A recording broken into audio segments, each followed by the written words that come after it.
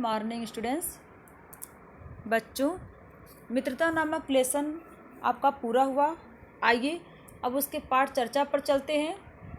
बच्चों, यहाँ पे देखिए पाठ चर्चा में प्रश्न नंबर क क्या कह रहा है। निम्नलिखित प्रश्नों के उत्तर एक शब्द में लिखिए। यहाँ पे कुछ प्रश्न दिए गए हैं, उसके उत्तर जो है आपको एक शब्द में लिखना है।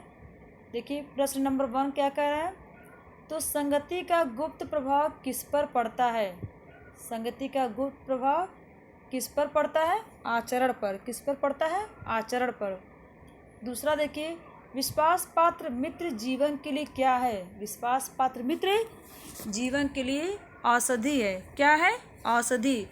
तीसरा देखिए, मकदूनिया का बादशाह कौन है। मकदूनिया का बादशाह डेमेट्रियस है। कौन है? डेमेट्रियस। अब आगे देखिए, चौथा, सबसे भयानक ज्वर कौन है। तो सबसे भयानक ज्वर कुसंग का ज्वर है। बच्चों, यहाँ पे प्रश्न नंबर ख और प्रश्न नंबर ग, इसका प्रश्नोत्तर मैं आप लोग को ऑनलाइन दे दूंगी। अब आइए चिंतन अनुचिंतन पर। बच्चों, यहाँ पे कुछ शब्द दिए गए हैं। जैसे देखिए यहाँ पे प्रश्न नंबर घ क्या कह रहा है, इनके बारे में आप क्या जानते हैं। जैसे पत्र मित्र, जीवन संगनी, बाल सखा, मित्र मंडली। तो पत्र मित्र अर्थात ऐसे मित्र जो पत्र के द्वारा बने हों, उनको पत्र मित्र कहेंगे। जीवन संगनी अर्थात जीवन भर साथ चलने वाली यानी कि धर्म पत्नी को कहते हैं। बाल सखा जो बचपन के जो मित्र होते हैं वे बाल सखा कहलाते हैं। वो मित्र मंडली यानी मित्रों का जो समूह होता है उसको हम कहते हैं मित्र मंडली। आगे देखिए बच्चों, रुचि संवर्धन में क्या है। अंगा देखिए, आपकी दृष्टि में एक सच्चे मित्र में कौन कौन से गुण होने चाहिए। तो बच्चों, आप इस लेसन की सहायता से जो जो सच्चे मित्र के गुण हैं आप उसको पढ़िएगा ध्यान से और उसको आप लोग लिख लीजिएगा। ठीक है। भाषा चिंतन देखिए, यहाँ पे च है, संधि विच्छेद कीजिए। यहाँ पे कुछ शब्द दिए गए हैं, उसका आप लोग को संधि विच्छेद करना है। ध्यान से देखिए, मैं बता देती हूँ आप लोग को। पहला क्या है? हतोत्साहित। तो बच्चों, यहाँ पे हत प्लस उत्साहित, इसका संधि विच्छेद होगा और ये गुण संधि है। आप यहाँ पे ध्यान देंगी तो हत का अ यानी कि प्रथम शब्द का अंतिम वर्ण कौन सा है? अ है।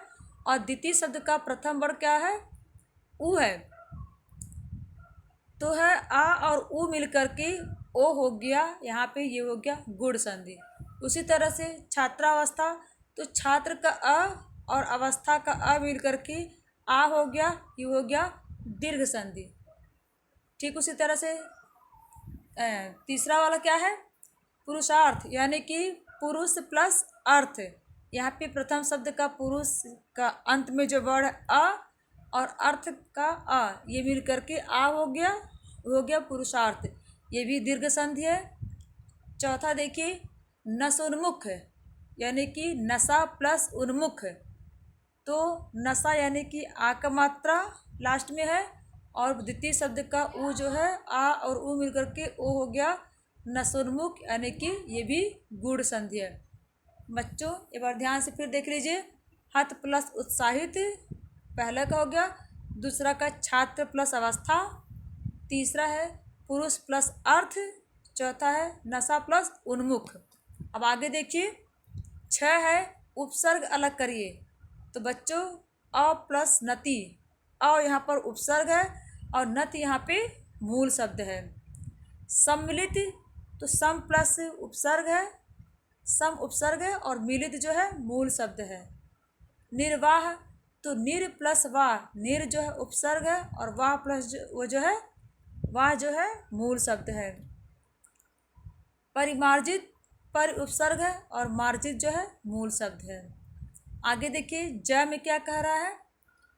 प्रकृति प्रत्यय अलग करिए। तो बच्चों, पहला है मित्रता, तो मित्र प्लस ता, दूसरा दर्शक, तो दृश्य प्लस अक, तीसरा है कर्तव्य, तो क्रि प्लस तव्य, चौथा है सोचनी, तो इसका होगा सुच प्लस अनीय। सुच प्लस अनि है। बच्चों अब यहाँ पे देखिए झ में क्या कह रहे हैं, मुहावरों का वाक्य प्रयोग द्वारा अर्थ स्पष्ट कीजिए। वाक्य प्रयोग द्वारा आपको इन मुहावरों का अर्थ स्पष्ट करना है। बच्चों मैं यहाँ पे आप लोगों को इसका अर्थ बता दे रही हूँ, आपका होमवर्क है कि आप इसको वाक्य प्रयोग खुद करिएगा। जैसे यहाँ पे पहला है भारी पड़ना, यानी कि अधिक प्रबल होना या तो अधिक शक्तिशाली होना। दूसरा देखिए धुन सवार होना, यानी कि लगन लगना, अर्थात जब किसी काम को करने की वो धुन सवार होती है, बोलते बहुत लगन लग गया उसको। उमड़ पड़ना, यानी कि एकत्रित हो जाना, जैसे भीड़ इकट्ठा हो गया यानी एकत्र हो जाना, उमड़ पड़ना। मन बढ़ाना, यानी कि उत्साह बढ़ाना। बच्चों इस तरह से आप लोग इस अर्थ का वाक्य प्रयोग भी कर लीजिएगा। बच्चों ये लेसन आप लोग का समाप्त हुआ। अब अगला लेसन हम आप लोग को कल पढ़ाएंगे। धन्यवाद।